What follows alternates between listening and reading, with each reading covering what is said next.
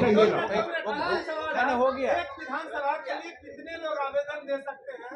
अरे अनगिनत दे सकते हैं। अरे आप अनगिनत दे सकते हैं, लेकिन देखिए किसी भी विधानसभा के लिए जितने भी प्रत्याशी बनना चाहते हैं वो आवेदन कर सकते हैं। बीपीएससी में 4 लाख लोग आवेदन करते हैं और कितना 400-500 लोग सेलेक्ट होते हैं, लेकिन कितने भी देंगे एक प्रत्याशी, एक विधानसभा से एक ही प्रत्याशी सेलेक्ट होंगे। उसी तरह से पूरे बिहार में 243 प्रत्याशी सेलेक्ट किए जाएंगे जिन्हें हम इलेक्शन में भेजेंगे। थैंक यू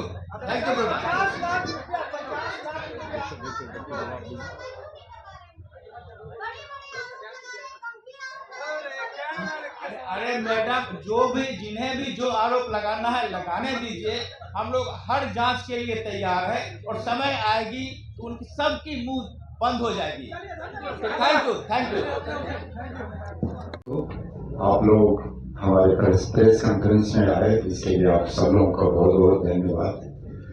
आज हम लोग जन स्वराज के बिहार विधानसभा के 243 सीटों के लिए जो निर्वाचन कमेटी बनी है, उस निर्वाचन कमेटी में हमारे 11 सदस्य हैं। अभी हम लोग 7 लोग यहाँ पर हैं, बाकी हमारे साथी क्षेत्र में ढूंढ रहे हैं। ये निर्वाचन प्रक्रिया को पूरी तरह से लोकतांत्रिक, निष्पक्ष और वस्तुपरक बनाया गया है, ताकि कहीं से कोई सब्जेक्टिविटी या व्यक्ति पर निर्भर नहीं रहे, ये व्यक्ति परक नहीं रहे।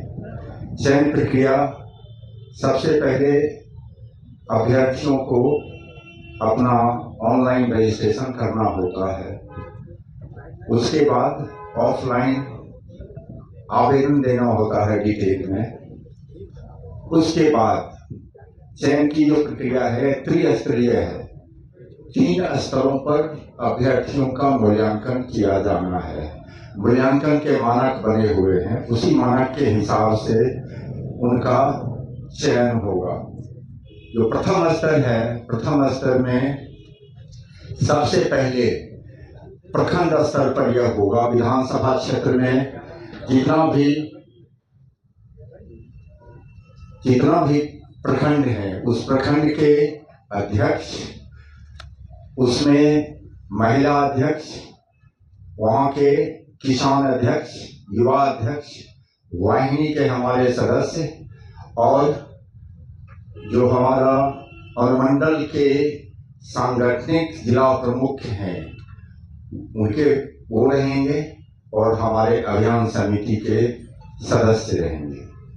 ये प्रथम स्तर पर जो विहित मानक है, हमारे जन स्वराज ने विहित मानक तय किए हैं, उन विहित मानकों के तहत उनका मूल्यांकन होगा प्रथम स्तर में। उसके बाद द्वितीय चरण में द्वितीय स्तर पर निर्वाचन कमेटी के सदस्य होंगे। उस चयन प्रक्रिया में 3 सदस्य कम से कम होंगे और जिला के हमारे जो अध्यक्ष हैं, जिला के प्रमुख हैं, प्रशासनिक जिला के जो प्रमुख हैं वो रहेंगे। वहाँ महासचिव रहेंगे जिला के, अभियान समिति के जो संयोजक हैं वो रहेंगे, वहाँ नगर अध्यक्ष रहेंगे, हमारे जो मीडिया के वहाँ पर प्रभारी हैं जिला के वो रहेंगे। ये सब मिलके द्वितीय चरण में जो हमारे विहित मानक हैं जन स्वराज के, उसके अनुसार अभ्यर्थियों का मूल्यांकन करेंगे। मूल्यांकन के बाद उनकी समीक्षा होगी मंतव्य के साथ। प्रथम और द्वितीय चरण के जो भी रिजल्ट होता है उसको निर्वाचन कमेटी के पास भेजा जाएगा। निर्वाचन कमेटी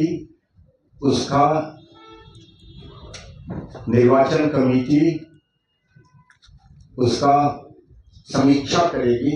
उसके बाद तीसरे स्तर पर थर्ड पार्टी के द्वारा अभ्यर्थियों का सर्वे होगा।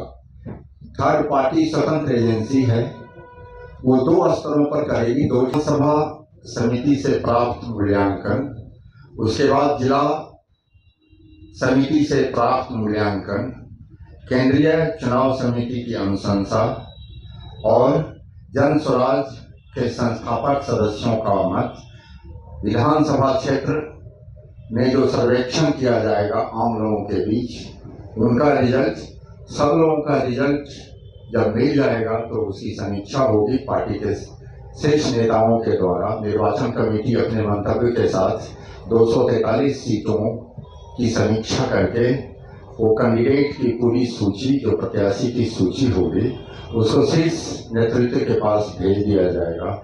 उसके बाद शीर्ष नेतृत्व जून के अंत तक सभी अभ्यर्थियों का समीक्षा करके प्रत्याशियों की अंतिम सूची 243 सीट के लिए निकाल देगी। ये हमारे पूरे चयन की प्रक्रिया होगी जनस्वराज के 243 सीटों के लिए। उसके बाद जो प्रत्याशियों को करना है, जून के बाद 3 महीना का हमारे पास वक्त होगा। प्रत्याशी क्षेत्र में जाके अपना अपना चुनाव प्रचार कार्य करेंगे। आप लोगों के अगर कोई प्रश्न है तो आप लोग।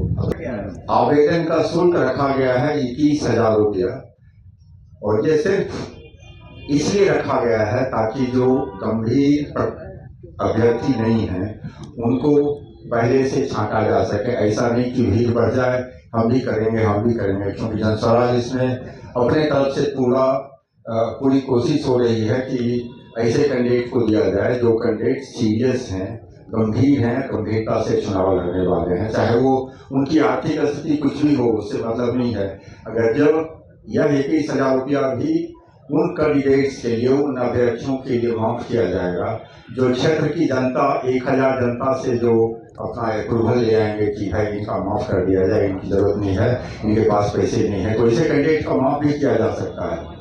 तो ऐसे कैंडिडेट भी हैं हमारे पास जिनका माफ किया जा सके, हम लोग माफ कर देंगे उनका, या समिति, निर्वाचन समिति तय कर लेगी इनका माफ किया जाना चाहिए। आखिर वो कैसे पता चलेगा कि 1000 उसी विधानसभा के? विधानसभा में हमारे पास वोटर लिस्ट है, तो उससे हमें पता चल जाता है कि विधानसभा के लोग हैं कि नहीं है। और हमारी हर जगह संगठन हमारा बना हुआ है, तो संगठन के लोग भी जानते हैं कि हमारे कौन कौन मेंबर है, कौन संस्थापक सदस्य हैं, उस विधानसभा क्षेत्र के कौन कौन वोटर हैं। ये सारा कुछ हम लोगों के पास डाटा है। निश्चित अवधि के बाद कोई लेट फी भी है क्या? नहीं, कोई लेट फी नहीं है। आवेदन कब से शुरू है? आवेदन की प्रक्रिया तो 5 जनवरी से ही शुरू है, चल रही है अभी, और इसकी तिथि रखी गई है 11 मार्च को, अंतिम तिथि। तो अभी तक चल ही रहा प्रक्रिया, लोग आवेदन कर रहे हैं। बहुत सारे लोगों ने पंजीकरण कराया है, और बहुत सारे लोगों ने, अभ्यर्थियों ने अपना आवेदन जो होता है ऑफलाइन वो भी कर दिया है। अगर उसको आप टिकट नहीं देते हैं तो पैसा वापस करेंगे उन लोगों का? नहीं, पैसा जो जमा होगा वो पैसा वो कैंडिडेट जो अंत में एक प्रत्याशी बचेगा उस प्रत्याशी को दे दिया जाएगा। ये जनस्वराज के पास पैसा वो नहीं रहेगा, बाकियों का पैसा वापस उनको नहीं जाएगा। उनको अभ्यर्थियों के पास नहीं जाएगा, लेकिन वो प्रत्याशी के पास सारा पैसा जमा होकर प्रत्याशी के पास चला जाएगा। वो जनस्वराज पैसा नहीं रखने वाला है। अभी तक कितने लोगों ने अप्लाई किया था? अभी तक तकरीबन 8000 अभ्यर्थियों ने अप्लाई कर दिया है, और अभी चल ही रहा है, प्रक्रिया पूरी चल रही है। तो 11 मार्च तक देखिए, और बहुत सारे कैंडिडेट्स अभी अप्लाई करने बाकी हैं, और वो लोग अप्लाई करेंगे तो 11 मार्च के बाद स्थिति क्लियर हो पाएगी। कैसे करेंगे? लॉटरी निकालेंगे क्या? नहीं, कोई लॉटरी नहीं है। जैसा मैंने बताया कि ये व्यक्ति परख नहीं है, कोई व्यक्ति नहीं कर सकता है कोई कि हम ये कैंडिडेट हैं या ये कैंडिडेट अच्छे हैं या ये कैंडिडेट अच्छे नहीं हैं। पूरे उसके हमारा स्केल बना हुआ है, मानदंड बना हुआ है, उसके मानक बने हुए हैं। उसी मानक के आधार पर पॉइंट्स दिया जाएगा सभी अभ्यर्थियों को, ताकि ये पूरी तरह से ऑब्जेक्टिव रहे पूरा प्रोसेस वस्तुपरक रहे। मानदंड क्या क्या है? मानदंड कॉपी अभी आप लोगों को, सब लोगों को मिलेगी, वो आपके प्रेस रिलीज में वही हमारे मानदंड है। उन्हीं मानदंड के आधार पर अभ्यर्थियों का मापदंड किया जाएगा। जो अप्लाई करेंगे उनका क्या क्या मापदंड है? जो अप्लाई करेंगे क्या कुछ आपराधिक रिकॉर्ड है वो भी कर सकते हैं? ये सब तो पिछले बार बहुत ऐसा हुआ था कि आप लोगों के पार्टी में जो है ऐसे लोग भी कैंडिडेट बने थे जिनका आपराधिक रिकॉर्ड रहा है। अब आप कहते हैं कि हम लोग वैसे लोगों को नहीं देंगे, क्या इस बार भी? इस बात के लिए हम बिहार के जनता को आश्वस्त करते हैं जन स्वराज की ओर से कि किसी भी आपराधिक छवि के व्यक्ति को जीवन, अगर उनका पारिवारिक कोई ऐसा इतिहास है उनके परिवार का, जैसे ऐसा नहीं कि जो अन्य पार्टियां करती हैं, एक अपराधी है वो अभ्यर्थी तो उसके पत्नी को दे दो, उसके मां को दे दो, वैसा कुछ नहीं होगा।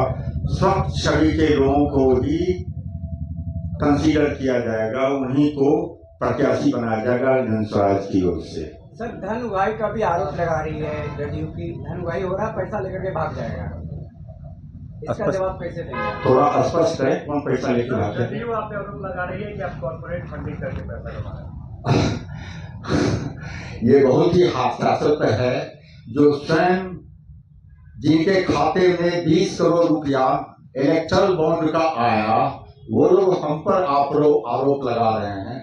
प्रशांत जी ने एक बार नहीं, बार बार इस बात को दोहराया है कि फंडिंग जो भी हो रही है वो बिल्कुल सख्त तरीके से चेक से हो रही है और खर्चा भी चेक से ही हो रहा है, एक एक पैसे का ही। वो तो सरकार में है, उनके पास सारी एजेंसियां हैं, वो अपना भी करवा लें, इन एजेंसियों से अपना मूल्यांकन करवा लें, अपना टेस्ट करवा लें और हमारा भी चेक करवा लें।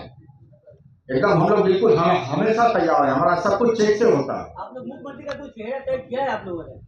कि अगर आपकी पार्टी आती सरकार में है, आपके तरफ से कोई, आपका अगर अच्छा सीट आता है तो आपके तरफ से कोई है मुख्यमंत्री?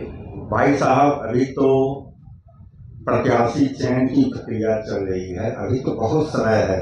हम लोग वो भी देख लेंगे जब सारे प्रत्याशी तय हो जाएंगे, उसके बाद आगे की क्या प्रक्रिया हो उस पर भी आप लोगों का फिर से एक बार प्रेस कॉन्फ्रेंस करके बता दें। सवाल है धन उगाही को लेकर के, जेडीयू की तरफ से हुआ है आपके रजिस्ट्रेशन और फंडिंग को लेकर के, तो अब आप लोग की तरफ से कोई प्रतिक्रिया पास नहीं आ रही। नीरज कुमार ने कहा कि हमने 5 सवाल पूछा, उस पर एक का जवाब दिया। हमने इसको स्पष्ट कर दिया कि हमारा जितना भी खर्चा है, जो भी फंडिंग है, प्रशांत किशोर जी अभी तक बैठे हुए तो नहीं थे। प्रशांत किशोर जी ने जहां जहां हेल्प किया लोगों को, लोगों की मदद की, उनसे अब जाके प्रशांत किशोर जी कहते हैं कि बिहार में हम नया नवनिर्माण करना चाहते हैं, बिहार में बदलाव करना चाहते हैं, आप लोग हमारी मदद करें। वो लोग मदद कर रहे हैं, जिनकी एक बार प्रशांत किशोर जी ने मदद कर दी, उनसे मदद मांग रहे हैं, अपने लिए नहीं, जन स्वराज के लिए नहीं, वो मदद मांग रहे हैं बिहार की जनता के लिए। पब्लिक डोमेन पे बोलिए, नहीं सब पब्लिक डोमेन पे है। पब्लिक डोमेन में है, आपने शायद देखा नहीं हो, प्रशांत जी का इस पर बिल्कुल स्टेटमेंट है, यूट्यूब जाके देख लीजिए, आपको पता चल जाएगा प्रशांत किशोर जी का इस पॉइंट पर बिल्कुल स्पष्ट मत है। सर, फंडिंग पे सबसे बड़ा सवाल है, आरोप लग रहे हैं आपको एनजीओ के मार्फत फंडिंग कराई जा रही है, सबसे बड़ा सवाल ये है। आप लोगों को कानूनी कार्रवाई करनी चाहिए। जिस पर भी फंडिंग की जा रही है, क्यों नहीं जांच करा लेते हैं भाई? आपके पास सारी एजेंसी है, ईडी से लेके सीबीआई से लेके सब कुछ आप ही के पास है, तो आप क्यों नहीं करवा लेते हैं? बिहार से लेके दिल्ली तक आप जांच करवा लीजिए, ऐसे मुंह से कुछ भी क्यों बोल देते हैं? एक एक करके काफी सवाल पूछेंगे तो बहुत आसानी से हम लोग इसका जवाब दे पाएंगे। अगर बिहार की आर्थिक अपराध इकाई जांच करती है तो आप तैयार हैं जांच कराने को लेकर? ये कितना बार हम लोग कहेंगे, जितना हम लोगों ने कह दिया कि हर कुछ सब कुछ चेक के थ्रू होता है, हर सारा खर्चा और जो फंडिंग आती है सब कुछ पब्लिक डोमेन में है, एकदम आराम से देखा जा सकता है, जांच करा लें। लेकिन इसके साथ साथ हम ये भी कहेंगे, आरोप लगाने वाले अपना भी जांच कराएं, अपना भी जांच कराएं कि वो क्या बोल रहे हैं। उनके पास कैसे 20 करोड़ की फंडिंग आ गई इलेक्ट्रल बॉन्ड से, वो बताएं पहले किसने दे दिया। मतलब आप ये कहना चाहते हैं कि हम आप में सब नंगे? नहीं, बिल्कुल नहीं। हम तो कह रहे हैं कि हमारा सारा कुछ चेक में है, पब्लिक डिमांड से है, हम सारा कुछ, सारा खर्चा और इनकमिंग ऑनलाइन है। सर, इस तरह के आरोप अगर लगेंगे, आप चुनाव में जाएंगे तो क्या जनता आपको स्वीकार करेगी? निश्चित। क्यों नहीं आप न्याय में जाते हैं? न्यायालय में इसको लेकर न्यायालय में जाने की जरूरत नहीं है। जब हमारा खर्चा आपके पास, सबको आप ईडी भेज देते हैं, सीबीआई भेज देते हैं, तो आप करवा लीजिए, कोई मना हम लोग कभी थोड़े करते हैं। We are open to any sort of, हम लोग ओपन हैं। छोटा सा सवाल है सर, आप जांच करवा लीजिए ना, आपके पास एजेंसी है भाई, आप जांच करवा लीजिए ना। 2 तरह से हुई कि 3 तरह से हुई कि 1 तरह से हुई, इसको ऐसे बोलने से क्या फायदा है? एक विधानसभा के लिए ऐसा नहीं, पूछिए, सभी सवाल पूछिए, हम लोग यहाँ हैं सभी लोग। एक विधानसभा के लिए क्या वन बाय मतलब चारों विधानसभा का जो टिकट मिला है, अभी आप बोल रहे थे 5 मिनट पहले कि आपराधिक रिकॉर्ड वाले को टिकट नहीं देते हैं, ये वो पूरा चीजें जो बोल रहे थे, मानगंज, बेलागंज, तरारी टिकट जो मिला है, उन लोगों पर आपराधिक मुकदमे दर्ज है, थाना में दर्ज है। आप अभी बोल रहे थे इसीलिए बोले नहीं, कोई बात नहीं है। मुकदमे 2 तरह से होते हैं। एक है कि हम धरना प्रदर्शन करते हैं, राजनीति से प्रेरित होकर मुकदमा कर दिया जाता है, वो राजनीतिक मुकदमे हैं। डुप्लीकेट डॉक्टर थे, नहीं, वो सरकार से मान्यता प्राप्त है भाई, आप लोग गलतफहमी में हैं। सरकार से मान्यता प्राप्त है वो, जो जिसको आप कहते हैं ना, वो डुप्लीकेट नहीं है, सरकार से मान्यता प्राप्त है। One by one, thank you very much, thank you. अरे रुको यार,